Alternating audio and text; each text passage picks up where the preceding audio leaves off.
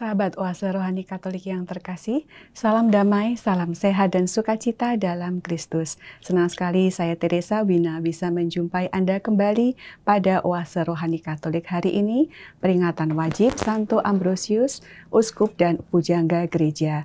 Bersama-sama kita akan membaca firman Tuhan, menggali inspirasi iman untuk mengisi oase rohani kita dalam sebagai bekal bagi kita untuk mengarungi padang gurun kehidupan. Kita akan dibimbing oleh romo-romo yang berkarya di Keuskupan Agung Jakarta. Kali ini kita akan didampingi oleh Romo Yohanes Deodatus Serikat Yesus. Romo Dio, selamat datang. Terima kasih sudah meluangkan waktu, Romo. Terima kasih, sama-sama, Bu Wina. Ya. Baik, mari kita mulai ya, Romo. Ya. Kita awali perjumpaan hari ini dengan doa pembuka yang akan dipimpin oleh Romo Dio. Silakan, Romo. Mari kita siapkan hati kita untuk berdoa. Dalam nama Bapa dan Putra dan Roh Kudus. Amin.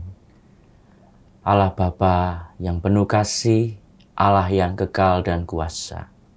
Kami mengucap syukur kepadamu atas hari baru yang Kau berikan bagi kami.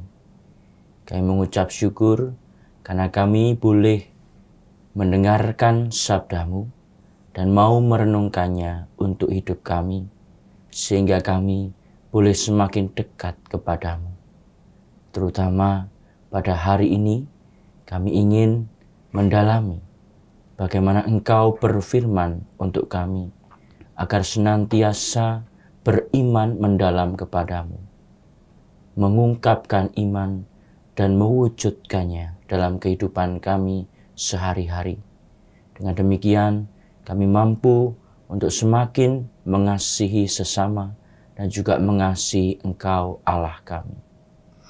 Doa yang kurang sempurna ini Tuhan, kami hunjukkan kepadamu, sebab Engkaulah Tuhan kami, kini dan sepanjang masa. Amin. Amin. Dalam nama Bapa dan Putra dan Roh Kudus. Amin. Terima kasih, Romo. Antifon pembuka. Di tengah umat, Tuhan membuka mulutnya dan memenuhinya dengan roh kebijaksanaan serta pengetahuan. Padanya Tuhan mengenakan dandanan kemuliaan. Bacaan pertama diambil dari kitab Yesaya bab 26 ayat 1-6. Pada masa itu, nyanyian ini akan dinyanyikan di tanah Yehuda. Kita mempunyai kota yang kuat. Tuhan telah memasang tembok dan benteng untuk keselamatan kita. Bukalah pintu-pintu gerbangnya, agar masuklah bangsa yang benar dan yang tetap setia. Engkau menjaga orang yang teguh hatinya dengan damai sejahtera, sebab ia percaya kepadamu. Percayalah kepada Tuhan selama-lamanya, sebab Tuhan Allah adalah gunung batu yang kekal. Kota-kota di atas gunung telah ditaklukkannya, benteng-benteng yang kuat telah dirobohkannya, diratakannya dengan tanah, dan dicampakkannya menjadi debu. Kaki orang-orang sengsara dan telapak orang-orang lemah akan menginjak-injaknya. Demikianlah sabda Tuhan. Syukur kepada Allah. Kita tanggapi dengan Mazmur tanggapan, diberkatilah dia yang datang dalam nama Tuhan. Diberkatilah dia yang datang dalam nama Tuhan. Bersyukurlah kepada Tuhan sebab ia baik, kekal abadi kasih setianya. Lebih baik berlindung pada Tuhan daripada percaya kepada insan.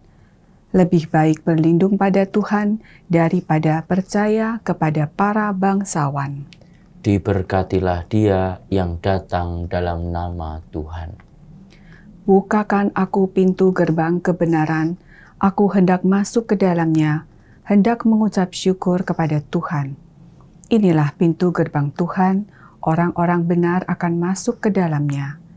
Aku bersyukur kepadamu, sebab Engkau telah menjawab aku, dan telah menjadi keselamatanku. Diberkatilah dia yang datang dalam nama Tuhan. Ya Tuhan, berilah kiranya keselamatan. Ya Tuhan, berilah kiranya kemujuran. Diberkatilah dia yang datang dalam nama Tuhan. Kami memberkati kamu dari dalam rumah Tuhan. Tuhanlah Allah, Dia menerangi kita. Ikatkanlah korban hari raya itu dengan tali pada tanduk-tanduk mazbah. Diberkatilah Dia yang datang dalam nama Tuhan. Baik sahabat Oase Rohani Katolik yang terkasih, kini kita siapkan hati untuk mendengarkan Injil suci diawali dengan bait pengantar Injil.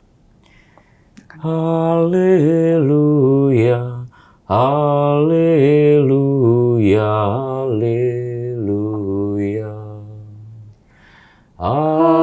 Haleluya, haleluya, haleluya. Carilah Tuhan selama Ia berkenan ditemui. Berserulah kepadanya selama Ia dekat. Haleluya, haleluya, haleluya. Tuhan bersamamu Dan bersama rohmu. Inilah Injil suci menurut Matius. Dimuliakanlah Tuhan. Pada suatu ketika Yesus bersabda kepada murid-muridnya, "Bukan setiap orang yang berseru kepadaku, Tuhan, Tuhan, akan masuk kerajaan surga, melainkan dia yang melakukan kehendak Bapa-Ku di surga. Semua orang yang mendengar perkataanku dan melakukannya, ia sama dengan orang bijaksana yang membangun rumahnya di atas batu. Kemudian turunlah hujan dan datanglah banjir, lalu angin melanda rumah itu. Tetapi rumah itu tidak roboh, sebab dibangun di atas batu. Tetapi setiap orang yang mendengar perkataanku dan tidak melakukannya, ia sama dengan orang bodoh yang membangun rumahnya di atas pasir. Kemudian turunlah hujan dan datanglah banjir, lalu angin melanda rumah itu, maka robohlah rumah itu dan hebatlah kerusakannya." Demikianlah sabda Tuhan. Terpujilah Kristus. Baik sahabat Oase Rohani Katolik yang terkasih, mari kini kita menggali inspirasi iman dari bacaan-bacaan yang telah kita baca bersama tadi. Romo Dio, silakan di sesi 1 ini mungkin dari bacaan pertama dulu ya Romo. Inspirasi iman apa yang bisa kita gali? Baik, terima kasih. Kita tentu tahu bahwa kita masih ada dalam permulaan masa Advent. Ya. Kemarin kita merayakan Minggu Advent yang pertama. Ya. Dan kalau kita mendengar bacaan-bacaan dari kitab Yesaya, itu sengaja memang dipilih karena kitab Yesaya itu memberikan pengharapan. Ya. Nubuat-nubuat Yesaya itu memberikan pengharapan bagi bangsa Israel, terutama pada saat-saat mereka berjuang, ya, tidak mudah, menderita, kesulitan. Ya.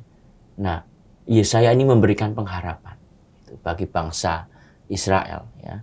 Dan ini yang juga menjadi pesan untuk kita di masa Advent, bahwa kita ingin menanti kedatangan Yesus Kristus itu dengan penuh pengharapan, dengan penuh sukacita, penuh optimisme. Ya.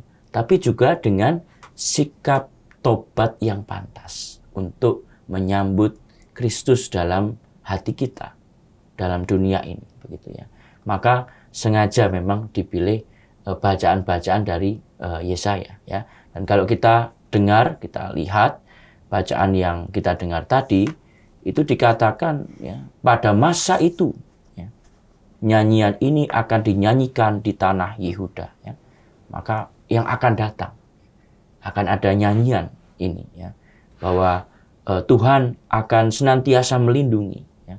Dia akan memasang tembok, ya, membukakan pintu gerbang, ya. Nah, situasi-situasi itu yang menjadi kerinduan dan itu dinantikan, bahwa Tuhan akan datang, bahwa Mesias akan datang dan akan menyelamatkan, ya, memberikan perlindungan, ya, memberikan kekuatan bagi bangsa Israel. Ya.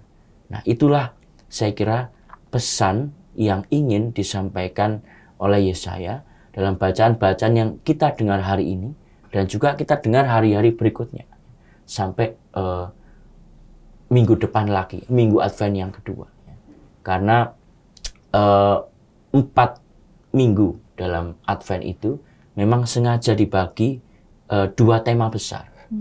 Tema yang pertama itu adalah mengenai Allah yang hadir ke dunia untuk kedua kalinya. Jadi mengenai tema-tema akhir zaman, penghakiman terakhir. Nah, kita akan dengar bacaan Injil yang minggu pertama kemarin tentang akhir zaman. Gitu ya. Dan yang akan kita dengarkan juga dalam bacaan Injil yang akan kita bahas itu juga sama, ya, mengenai kerajaan surga kelak nanti. Ya.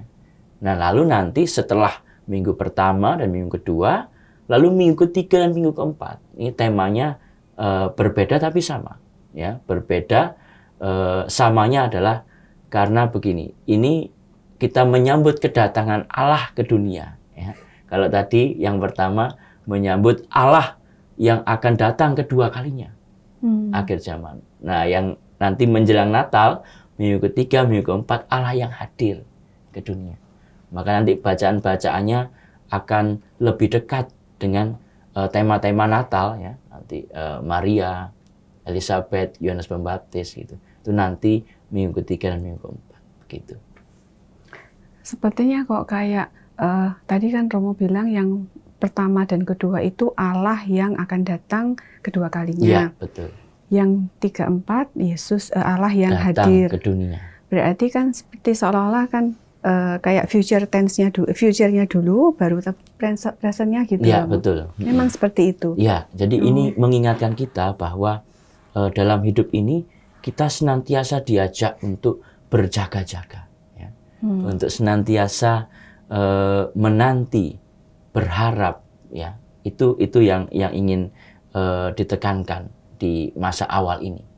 Baru menjelang Natal nanti baru intensif itu bacaan mengenai tentang Allah yang hadir ke dunia dalam diri Yesus Kristus, begitu. Jadi memang ini menjadi miniatur Advent itu, miniatur kehidupan kita, ya, bahwa kita dalam hidup ini memang sungguh-sungguh diajak untuk senantiasa berjaga-jaga dan berharap, tapi bukan dengan ketakutan, bukan dengan kekhawatiran, bukan dengan keputusasaan. Kalau biasa orang bilang harap-harap cemas, kita harap-harap bahagia gitu. Iya, karena nanti harapan itu akan terjawab dalam diri Yesus Kristus, begitu. Jadi memang sengaja ini dulu mengenai akhir zaman itu, ya. Dan harapan itu yang kita nanti-nantikan itu, yang kita tunggu itu siapa? Nah, jawabannya minggu ketiga dan keempat ini Yesus Kristus. Hanya dalam Dia ada damai. Hanya dalam Dia ada sukacita. Nah, itu jawabannya itu. Romo tadi menyebut ada damai, ada sukacita. Saya kembali ke ayat di sini, kan disebutkan engkau menjaga orang yang teguh hatinya dengan damai sejahtera sebab ia percaya kepadamu. Apakah berarti untuk bisa damai, bisa sukacita atau damai sejahtera di sini, maka orang itu ya harus teguh hati, harus percaya gitu. Iya. Teguh hati, nah teguh hati itu konkretnya seperti apa sih Romo? Apakah terus menjaga kesetiaan kepada iman, sementara mungkin kayak barusan ada cerita begini Romo, ada kasus mungkin banyak orang yang tahu kalau membuka usaha makanan, itu kadang-kadang kalau samping-sampingnya ini ada sejenis, makanannya sejenis, nah itu kadang serang-serangan dalam tanda petik pakai orang-orang pintar.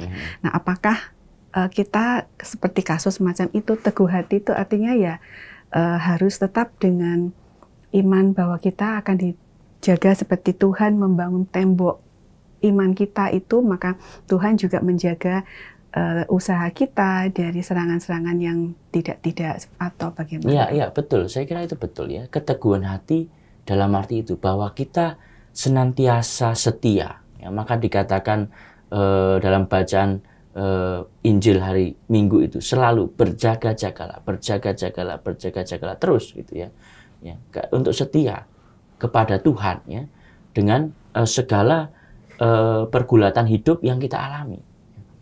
Nah, persoalannya kan kalau kita mengalami kesulitan, kita mengalami tantangan dalam hidup ini, apakah kita selalu mencari Allah? Ya, itu. Kita selalu mencari Tuhan dalam hidup ini ya. Kita tentu saja sadar bahwa banyak kesulitan yang mungkin kita alami dalam hidup ini ya. Saya sebagai imam banyak mendengar pergulatan umat ya datang bercerita gitu. Ada yang bercerita mengapa persoalan itu datang bertubi-tubi pada saat-saat ini begitu ya. Dia mengatakan persoalan di kantor belum selesai, ada persoalan keluarga. Persoalan keluarga belum selesai, dia mendengar anaknya itu divonis sakit. Lalu mengapa ini terjadi gitu ya? Saya sangat ikut terlibat dalam situasi yang tidak mudah itu begitu ya. Nah, lalu bagaimana di tengah situasi yang tidak mudah itu, sebagaimana mungkin dialami bangsa Israel pada zaman Nabi Yesaya itu, tetap setia, tetap berpegang teguh pada Allah ya, melalui doa, ya, melalui pelayanan. Ya. Dan saya sangat mengapresiasi ya umat yang datang, artinya mereka masih mau setia. Mencari. Tapi kerap kali kan bingung caranya bagaimana Romo begitu ya. Maka saya kira itu, pertama memang relasi dengan Tuhan, doa. Ya. Itu penting sekali. Nah, dalam doa kita jangan jatuh kepada keinginan untuk menyenangkan Tuhan dalam arti bahwa menggunakan kata-kata suci untuk menutupi persoalan yang kita alami gitu ya. Kadang-kadang kan kata-kata suci seperti apa? Kita kan kadang-kadang berdoa lalu hanya mengungkapkan apa yang seharusnya gitu ya, bahwa tapi bukan apa yang sungguh-sungguh kita alami dalam pergulatan hidup kita. Ya. Nah, kita diajak berdoa dengan jujur, gitu, dengan terbuka, apa adanya yang saya alami. Ya. Mungkin itu agak memalukan kalau diceritakan ke Tuhan, mungkin kita nggak merasa sangat dekat dengan Tuhan ya. Lalu tapi itu yang diharapkan. Ya. Kita ingin punya relasi yang dekat. Dan sebagaimana kalau kita dekat dengan orang, kita mau menceritakan segala apapun yang kita alami. Semua ya. keluar, semua cerita dengan termasuk tadi ya. Ada persoalan begini ya di kantor. Ada persoalan begitu. Saya ingin maki-maki mungkin bos saya begitu ya. Itu yang muncul dalam benak saya ya. Nah, itu yang saya bawa dalam doa. Itu yang saya mohonkan. Kalau tadi ada anak yang sakit, ya itu yang saya mohonkan. Ya. Itu yang saya ceritakan kepada Tuhan. Ya. Dan saya yakin kalau kita berdoa dengan jujur, terbuka pada Tuhan, ya, Tuhan akan memberikan jawaban ya, melalui banyak hal dalam hidup ini. Ya. Bisa jadi dalam kecenderungan hati kita. Ya, jadi kalau kita bertanya Tuhan, apa yang harus saya buat dalam situasi ini? Tuhan pasti akan berikan jawaban bisa lewat kecenderungan hati. Misalnya muncul dalam benak kita, oh sebaiknya saya begini. Nah itu bisa jadi Tuhan yang menggiring kita untuk melakukan hal itu, begitu ya. Atau juga lewat pengalaman hidup kita sehari-hari. Ya. Jadi misalnya melalui tadi nasihat sahabat. Bisa jadi Tuhan bicara kepada dia lewat nasihat sahabatnya. Ya, bisa jadi. Ya, itu tinggal bagaimana kita menangkap, merenungkan ya, apa yang ingin Tuhan sampaikan kepada kita. Ya. Nah, itulah doa.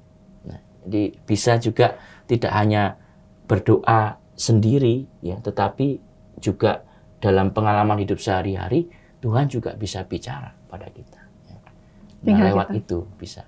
Mesti peka ya Romo ya. Ya. Ini yang benar mungkin kayaknya tadi sahabat memberi saran gitu. Betul. Ya. Nah, itulah keteguhan hati itu bahwa kita tetap setia, tidak berpaling dari Tuhan. Ya. Nah, bangsa Israel pergulatannya juga sama.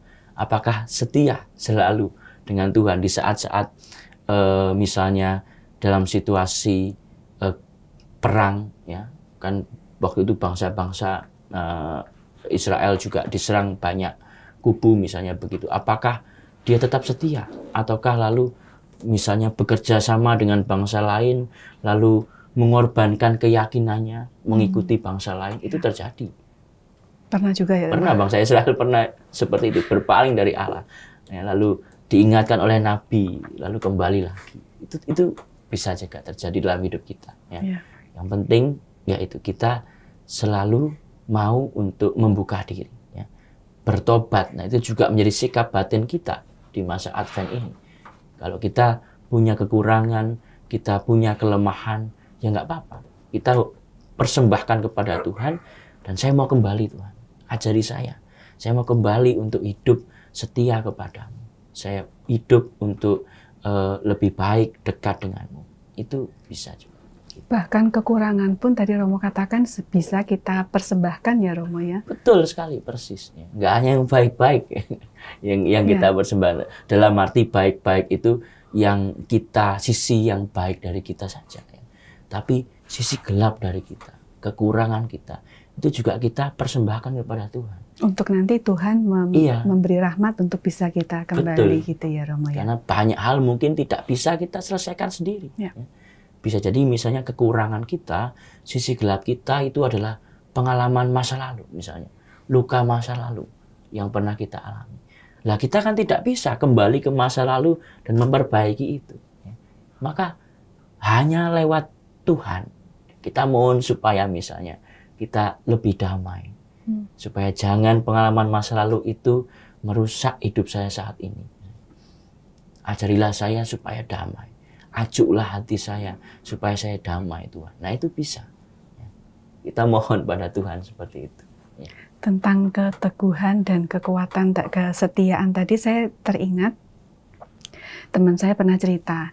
Dia menghadiri semacam apa ya, kayak KKR atau apa istilahnya, pendalaman iman rame-rame gitu, ada sharing seorang pebulu tangkis wanita zaman tahun kapan, 80-an itu, dia sharing tentang kejatuhan usaha keluarganya. Nah, lalu secara singkat, jadi dia mau menjual satu aset untuk menyelamatkan usahanya, tapi itu sudah doa, sudah apa tuh enggak terjual Romo. 11 tahun kemudian baru dia terjual, dan di tahun ke-11 itu baru dia tahu jawaban dari sepanjang penantian 11 tahun itu, bahwa saat ini adalah saat yang tepat. Kalau dulu terjual mungkin atau dia tidak cerita ya, tapi bahwa ini adalah memang saat yang waktunya, tepat ternyata. Tapi kalau nunggu 11 tahun ya Romo, tidak semua orang bisa gitu ya. Lalu pas teman saya itu nanya lagi ke dia secara pribadi, dia cuma pesan tetap setia, dia bilang juga gitu sih Romo. Ya. Betul, saya kira ya. Kita nggak tahu Tuhan akan menjawab doa-doa kita itu bagaimana, kapan, seperti apa ya. Kita sendiri yang nanti akan menangkap itu. Seperti tadi, setelah 11 tahun ternyata, baru setelah itu sadar, ternyata memang Tuhan sengaja di tahun ke-11 karena suatu hal gitu. Kalau waktu itu mungkin misalnya uangnya bisa habis untuk yang lain, misalnya begitu, kita nggak tahu. Tapi dalam arti itu bahwa kita yang menangkap, artinya Tuhan berkomunikasi dan kita mendengarkan, kita menanggapi. Nah itulah iman. Iman itu Tuhan yang bicara, Tuhan yang mengungkapkan diri, menyingkapkan diri, dan kita manusia yang mendengar, kita manusia yang menanggapi. Nah itulah kita sebut iman. Kalau Tuhan ngomong sendiri kita nggak mendengarkan, itu bukan iman. Itu. Baik. Terima kasih Romo untuk inspirasi imannya. Kita endapkan dulu sahabat Oase Rohani Katolik yang terkasih. Kita refleksikan apa yang tadi sudah Romo sampaikan. Semoga kita diberi rahmat untuk tetap setia ya Romo. Kita akan sambung lagi di sesi yang kedua.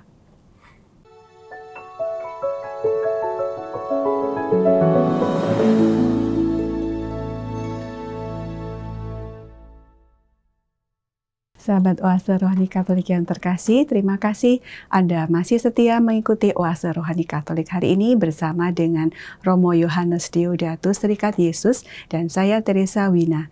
Bagi Anda yang ingin menyampaikan saran ataupun masukan yang lain, silakan Anda email atau ke WhatsApp yang tertera di deskripsi. Mari kita lanjutkan pembahasan kita di sesi yang kedua. Silakan Romo, dari bacaan Injil ada inspirasi iman apa Romo? Baik, dari bacaan Injil nanti kita juga akan kaitkan dengan perayaan wajib yang kita kenangkan hari ini, yaitu Santo Ambrosius ya. Injil kalau kita dengar tadi ini memang mengenai kerajaan Allah ya. Jadi dikatakan bukan setiap orang yang berseru kepadaku Tuhan Tuhan akan masuk kerajaan surga ya kan. Ini tentang kerajaan surga. Jadi temanya masih sama seperti yang saya katakan tadi di Advent pertama, ini mengenai akhir zaman, kedatangan Tuhan yang kedua kalinya. Nah, apa yang harus kita buat ya dalam hidup ini sebagai orang Kristiani? Secara teoritis memang bisa dibedakan apa yang kita sebut sebagai ungkapan iman dan perwujudan iman. Ya.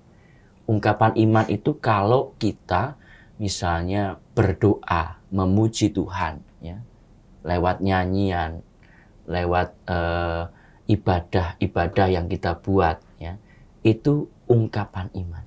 Ya. Ada juga lalu perwujudan iman. Jadi iman yang terwujud dalam bela rasa kita kepada orang yang menderita. Ya. Perbuatan-perbuatan betul, maksudnya. Kita mengunjungi orang yang sakit. Ya. Nah, itu perwujudan. Ada wujudnya. Ya. Nah, memang sekali lagi itu secara teoritis bisa dibedakan begitu. Ya. Tapi dalam hidup kita sehari-hari, kedua hal ini itu berjalan beriringan. Ya. Nah, tidak bisa ungkapan iman itu sendiri, lalu perwujudan iman itu hal lain. Ya, tidak bisa. Dua hal ini hal yang sama ya, dan berjalan beriringan. Tidak bisa sendiri-sendiri. Ya. Jadi sulit untuk mengatakan bahwa ini orangnya doanya bersungguh-sungguh, tetapi dalam kehidupan sehari-hari dia banyak membuat orang jengkel, membuat orang marah gitu ya. Ini sulit kita pahami. Kemungkinan doanya pasti ada yang nggak beres begitu ya. Karena pasti akan berdampak ya Romo ya. Pasti. Kalau doanya baik, dia sungguh-sungguh menghayati, itu akan. Iya, betul. Itu saling mengisi. Jadi memang sekali lagi dua hal ini sebetulnya beriringan. Ya, meskipun tadi itu secara teoritis saja bisa dikatakan ya. Maka kaitannya dengan Injil ini saya mau mengatakan apa? Bahwa Yesus senantiasa mengingatkan ya, semua orang yang mendengar perkataanku dan melakukannya. Ya. Nah ini yang ini seperti rumah di atas batu ya, dengan pondasi yang kokoh. Kalau kita itu mendengar dan melakukannya, ya. Bukan hanya mendengar, ya, lalu senang, lalu tidak melakukan apa-apa, ya, tapi berbuat sesuatu. Ya. Memang penekanannya cenderung kepada perbuatan. Ya. Orang yang bukan yang berseru kepadaku, Tuhan, Tuhan. Ya. Tapi sekali lagi, dua hal ini berjalan beriringan. Ya. Tidak hanya kalau kita hanya melakukan kegiatan bela rasa tanpa ada doa, tanpa ada ungkapan syukur kepada Tuhan, kita kan bukan hanya sekedar aktivis sosial, begitu ya. Tapi kita juga mau melakukan itu untuk siapa? Untuk Tuhan. Nah, jangan dilupakan Tuhannya, gitu ya. Nah, kalau kita melupakan Tuhannya, nanti apa yang kita buat ini juga lama-lama pasti untuk diri sendiri.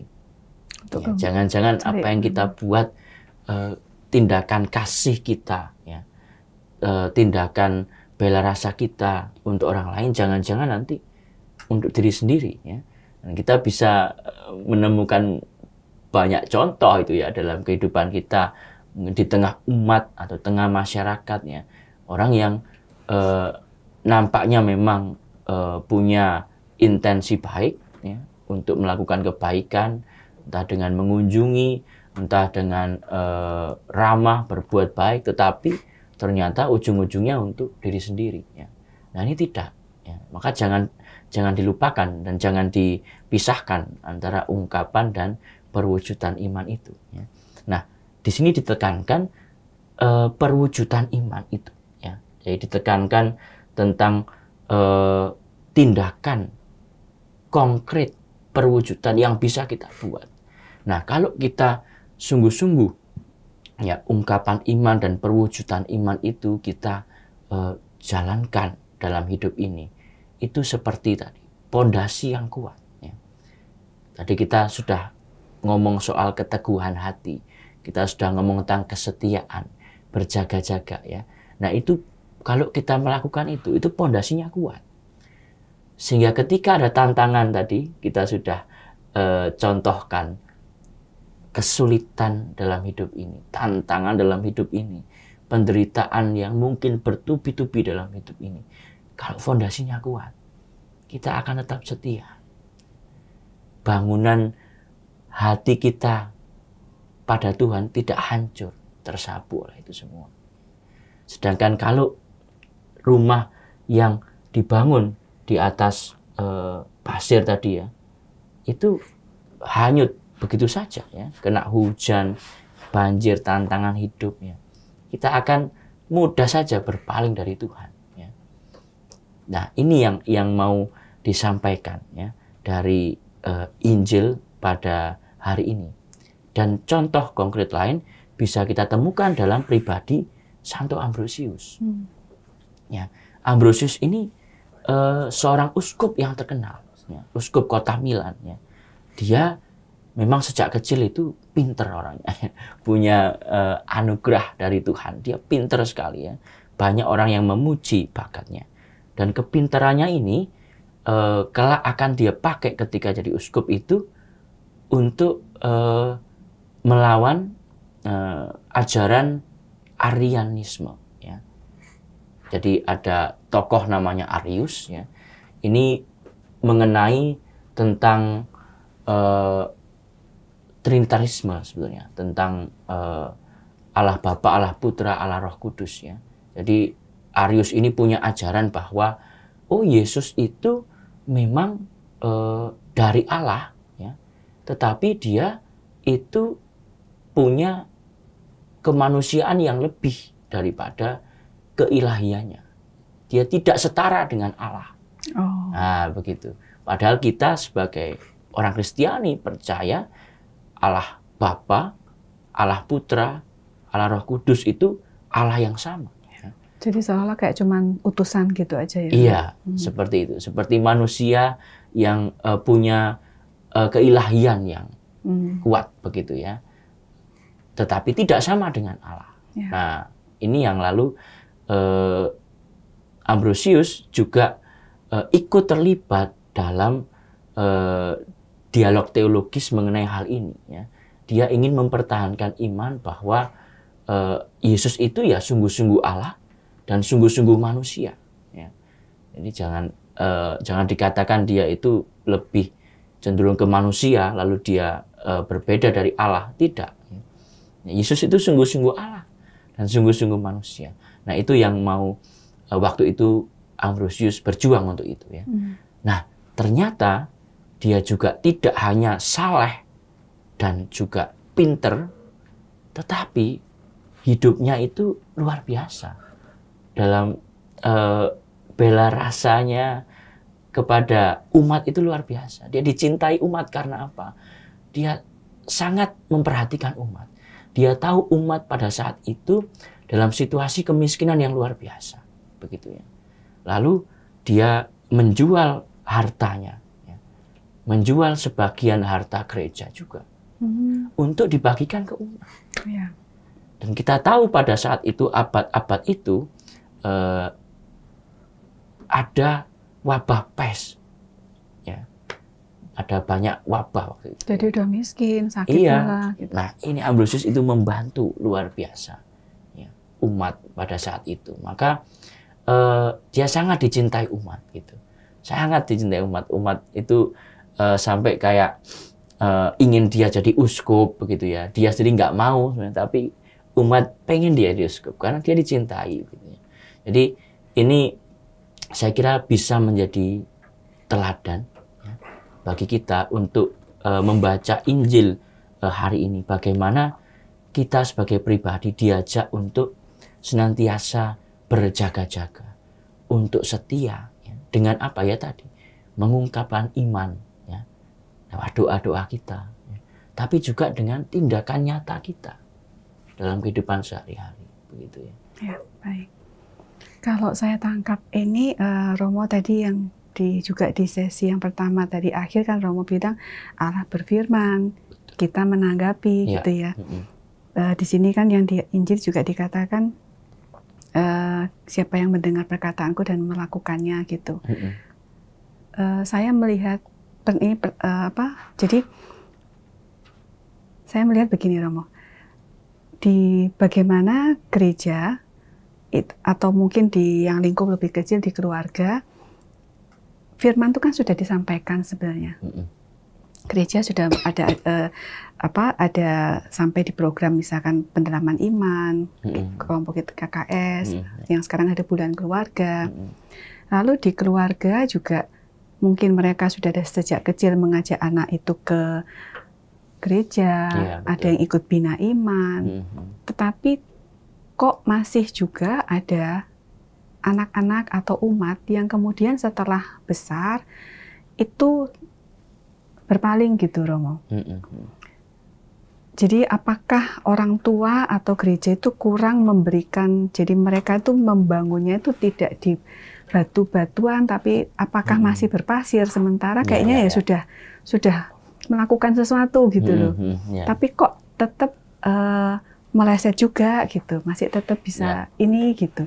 Baik. Missingnya di mana ya Romo? Nah, ya? memang itu ada dua hal ya. Dari sisi gereja itu memang senantiasa berusaha untuk menanamkan iman dalam setiap jenjang kehidupan ini ya. Mulai dari lahir ya kan, itu ada misalnya doa untuk ibu hamil ya. Lalu anak lahir dibaptis dan seterusnya komuni pertama krisma maksudnya ya. Bahkan sampai lansia nanti ada juga kita program pendampingan untuk lansia ya.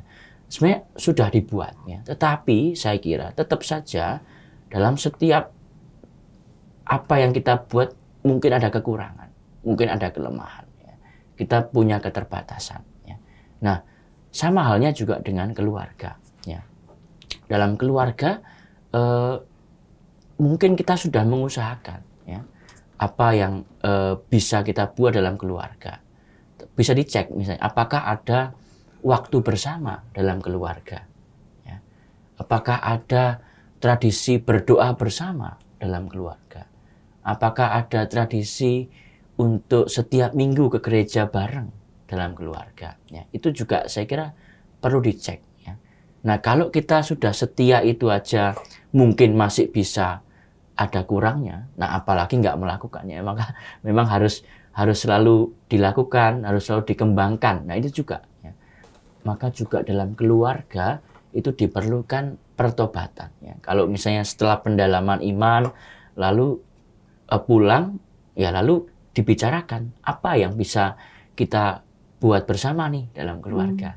Apa yang bisa kita kembangkan dalam keluarga nih, yang kurang apa gitu, itu juga bisa ya lalu terus dibuatnya. Nah kalau kita sudah membuat itu ya, ini aspek tadi ya, aspek yang satu. Lalu aspek yang lain lagi bahwa pribadinya sendiri memang itu juga punya peranan besar ya. Jadi kalau memang ajaran iman itu tadi sudah ditanamkan begitu dalam, tapi masih kurang, ya bisa jadi mungkin pribadi ini yang dalam pengolahan hidupnya itu tidak meneruskan apa yang sudah diwariskan, apa yang sudah diajarkan tadi. Jadi tidak mengolah lagi. Betul, gitu, kembali lagi ya. Itu sama kalau saya itu misalnya waktu kuliah belajar teologi itu ya. Saya senang kadang-kadang mendengarkan dosen-dosen yang pinter-pinter itu ya. Mengajarkan tuh saya mendengarkan tuh senang sekali ya. Tapi setelah pulang lupa ya. lupa, seolah-olah nggak dapat apa-apa. Karena apa? Mungkin saya di rumah tidak mencatat lagi apa yang saya dengarkan tadi. Di rumah saya tidak membaca lagi lebih dalam apa yang tadi sudah ditawarkan oleh dosen tadi, gitu ya. Saya tidak mengolah sendiri apa yang disampaikan. Ini sama ya, dengan tradisi iman itu juga diwariskan oleh gereja, diwariskan oleh keluarga, ya. Tapi juga mendorong anak itu mungkin juga untuk juga mengolah sendiri, untuk juga membuat itu sendiri dalam hidupnya, begitu. Ya itu yang bisa kita buatnya. Jadi mungkin kalau konkret yang bisa dilakukan oleh orang tua, membangun dasar batu iman itu adalah tadi iman. Ya Romo ya, doa bersama, betul, misa bersama, betul.